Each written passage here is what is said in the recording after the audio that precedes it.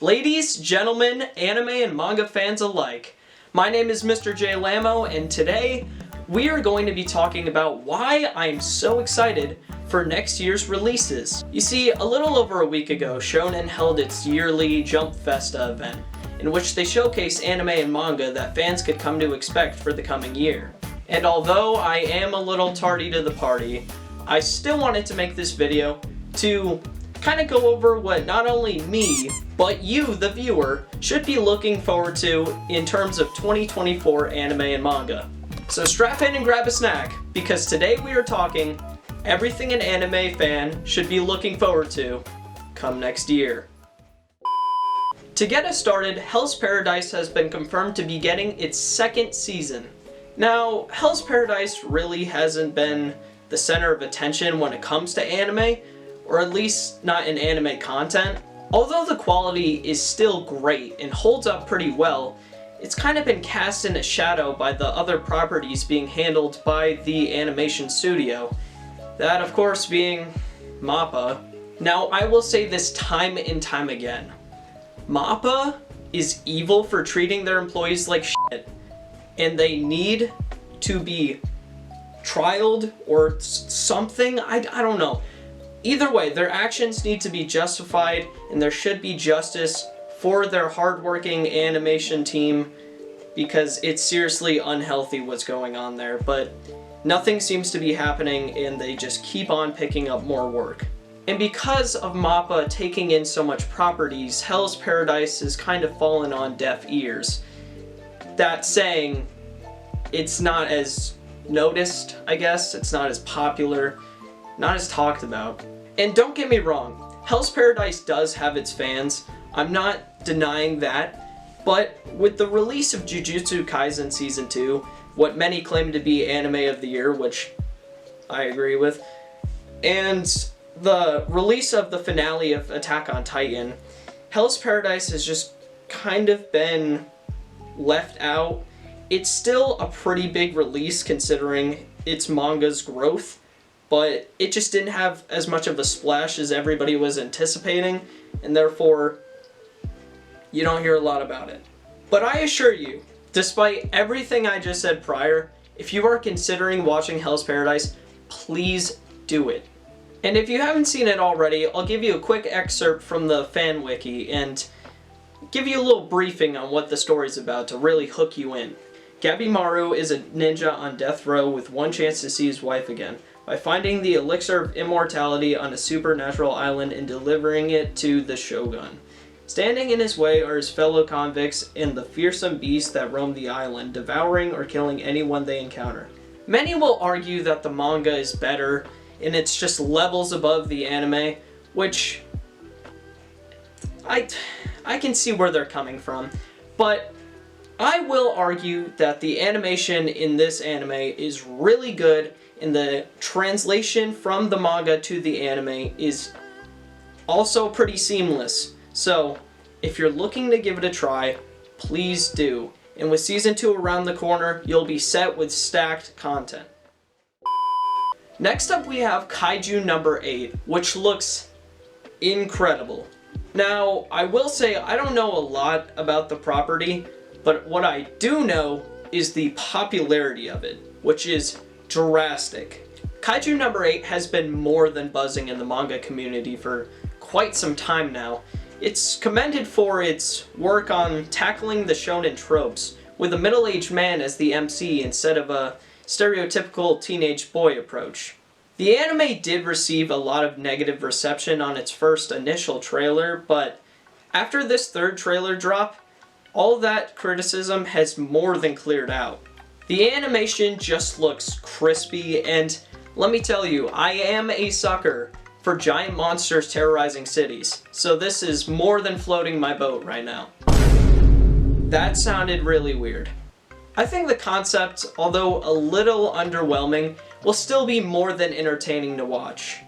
Going off on a whim here, I kind of, while watching it, thought it was like the early Attack on Titan seasons, you know, with the like MC wanting to help a cause and then turning into the exact thing that they're fighting kind of thing. it just reminded me a little of those early seasons of Attack on Titan. You know, before it got political. But I don't know. I'm completely guessing here because I haven't seen anything from this. So, if you've read the manga and you happen to be watching this video and you would like to absolutely flame me in the comments, feel free to, because I really don't know anything. And I would like to add that from the brief viewing I've been granted in the form of this trailer, I do like the look and design of the kaiju transformation for the MC. So I will definitely be keeping an eye out for this drop. And then we got the Solo Leveling anime adaptation. Now if you are unaware, Solo Leveling is only one of the biggest manhwa in the entire world, following Sung Jin-woo in his journey from being the weakest to the strongest. He's the main character. He gets really strong. Oh, and it's in a digital world. It's like a game. But it's great. I assure you it's great. Now again, this is a property I'm not too familiar with, but I can assure you I have seen the hype, and I know the hype is astronomical. The trailer alone doesn't go too in depth, which kind of makes it hard to talk about, but I will say going over the individual important characters for the story was interesting. And whoever this female character is, let's just say, I'll be keeping an eye out for her. Oh, hell no. I know I'm doing a really bad job building any hype for this whatsoever, but I can assure you it is worth a watch, or at least a try. And its release is closer than you think.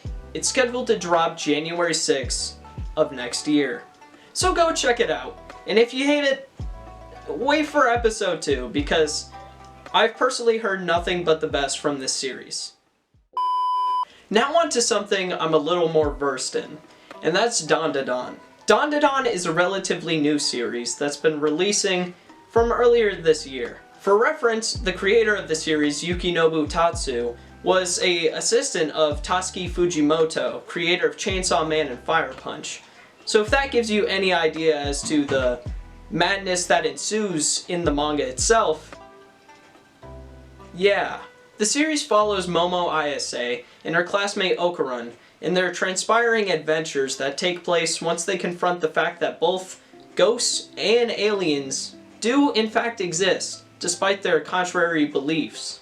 Without getting too much more into the plot, I will say I am very much excited for this adaptation, seeing as it's one of my favorite ongoing manga to this day. Being animated by Science Saru, the trailer showcases animation that practically matches hand in hand the feel of the manga, and it just makes me more excited to see how it really translates over. The character dynamics in the story itself, I believe, are enough to warrant a watch, or even a read. I do recommend that you, the viewer, do consume Daon in some kind of way, whether that is through the manga or waiting for the release of the anime. And speaking of, Daon is scheduled to release October of 2024. For many, that is a long wait. Yes, I do agree, but I feel like if the animation is good and there's a lot of love and care put into the creation of this series, the wait will most definitely be worth it. I guarantee that. I love Daon, and I'm very excited. Next up, My Hero Academia Season 7 is scheduled for springtime next year. My Hero is notoriously known among anime and manga fans alike for its amazing character roster and especially its gated community. Stopping the video when I cringe. My Hero Academia edition. But nonetheless, it is popular for a reason, and I don't see them slowing down anytime soon with this release coming. I will say, however, that Season 6 wasn't the greatest of displays animation-wise, and did unfortunately suffer a lot of criticism from fans, rightfully so, but I do have high hopes for Season 7, considering the sheer magnitude of the arc we're heading into alone. there's a lot on the line, and I feel like if it's animated well, the reception will also come out very positive. And with the manga coming to a rumored ending sooner than later, it's fair to say that the anime will be close behind it as well. Obviously not that close, but relatively. Now I would hope that there are great strives toward bettering the animation this time around, and care is put into the arc in general to really just produce the best possible product. I mean, I'm not a hater of MHA, I would prefer to see it thrive, but only time can really tell. Either way though, My Hero fans are bound to check it out. I wanted to just briefly cover this for any manga fans out there. I know I've been keeping up to date with it, but for anybody that cares, Gege Akutami, the creator of Jiujitsu Kaizen, has announced that the series will be coming to an end in 2024. Obviously this was to be expected considering the arc we are in and the events that are transpiring within the arc. Not to give any spoilers, obviously, but it still is a little sad to see. JJK has been a staple in new gen anime, and despite the anime not being close to the ending, despite MAPPA's lust to make their employees suffer, it's still humbling to see a series of this popularity coming to a close. But hey, as long as the ending is worthy and it's not just rushed, I will be happy. And now for the two biggest announcements, in my opinion at least. And to kick us off, Chainsaw Man is returning in the form of a movie. Chainsaw Man is yet another staple in new gen anime, that along with JJK, and it has been all the rage in 2023. But due to worth of property being measured on Blu-ray sales, Japan thought Chainsaw Man was a no-go. Or at least that's what we thought. With anime fans globally not seeing any push or strive towards a second season, many expected that it just wasn't coming, and the reception alone wouldn't be enough. But oh boy, were we wrong. This movie has been under wraps, kept from the desperate viewers, but that grand reveal was oh so worth it. The arc we are currently heading into is the Reze arc, or Bomb Girl arc, which I don't know much about, other than I think it's a love interest arc for Denji, our MC. Again, not completely sure though, so if I'm wrong, I'm sorry. Either way, I am totally down for another anime movie, with Demon Slayer's Mugen Train arc being one of my personal favorites. So I'm sure you can guess there's a lot of hype for anime fans, and me especially, awaiting this movie.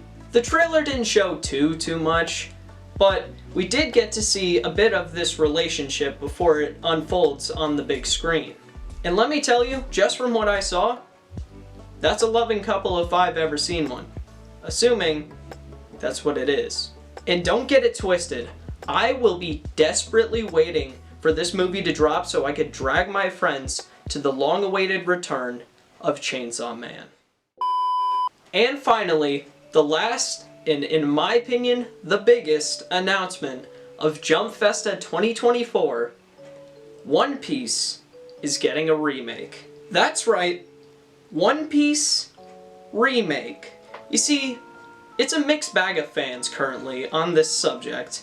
Many fans were angry saying, "Oh, other anime deserve this more than One Piece. Why would they get it before other properties?" And then there were fans who were claiming they were glad it was happening, in fact. They said it was good for One Piece itself. Obviously the mixed bag was to be expected. But here's my take on it. I think it was a fantastic idea. You see, one of the first anime I ever actually watched was Naruto and Naruto Shippuden, respectively. And let me tell you, those shows are no walk in the park, totaling 700 episodes. And I didn't miss a single one. I even watched the filler, which I realize now I didn't have to. But I was young and I was dumb so leave me alone. Either way, all of this was to say that I'm accustomed to longer anime. The first anime I started was a long anime. So when I was going to tackle One Piece, I wasn't fazed by the 1100 episode count. But let me tell you, I made it 15 episodes in and couldn't do it. Huh? I know I'm gonna get on for this take, but most of these episodes were long and just a pain to get through. There wasn't enough going on for me, and this obviously is one of the biggest criticisms of the anime itself, its pacing. Not to mention the animation. Yes, it makes sense for its time, but it's hard to jump from a JJK or Demon Slayer to something like the first season of One Piece. So, as anyone with 2 brain cells would do, I dropped it, and I have yet to return. Don't get me wrong, I still have high regards of One Piece, with its great feats and accomplishments, the most recent example of course being Gear 5. But I find there's no possible way I can get invested into One Piece with the quality in the pacing. It's a rough take, I know, but I'll suffer the consequences. Either way, with the announcement of One Piece getting reanimated, I was ecstatic. Wit Studio, the head of the operation, is reanimating and repacing some of the original arcs of the first seasons of the show. And for anime fans like me who have wanted to partake in One Piece's treasure trove of content, but just haven't found it in yet, this is it. Condensing the whopping number of episodes in just one arc and showing us some of that higher quality animation we've come to expect. There's no confirmed release date yet, but I have my eyes more than peeled for when it does. Because with this remake, new fans are guaranteed, and One Piece might finally achieve the status of the biggest anime in the world. And better yet, biggest and most popular show in the world. And that's it, Jump Festa 2024. And what a stacked lineup.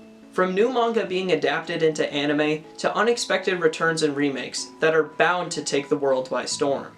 I have high hopes for 2024, and this event has given me more than enough to be looking forward to come 2024. But what do you guys think? Do you think One Piece should be remade?